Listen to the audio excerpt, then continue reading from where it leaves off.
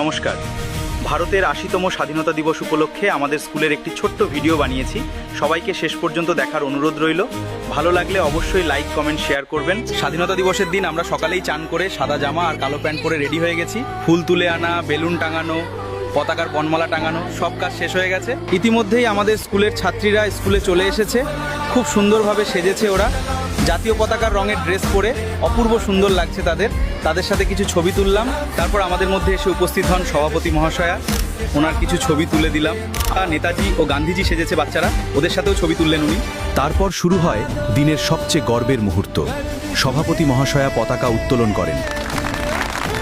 বন্দে মাতরম, वंदे मातरम, জয় হিন্দ, जय हिंद, ভারত মাতা জয়। নেতাজি সুভাষচন্দ্র বোস কি, जय মহাত্মা গান্ধী কি।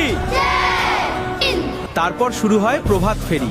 সব বাচ্চারা জাতীয় পতাকা হাতে নিয়ে সারি সারিভাবে লাইন দিয়ে বেরিয়ে পড়ে পাশের গ্রামে। भारत माता की जय, भारत माता की जय, वंदे मातरम। এরপর শুরু হয় অনুষ্ঠান। আমাদের ছাত্রছাত্রীদের যুগলবন্দি এক নৃত্য দেখে নেব।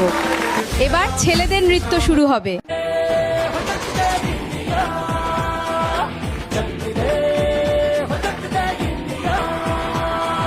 এরপর আমাদের মেয়েরা নাচ করবে।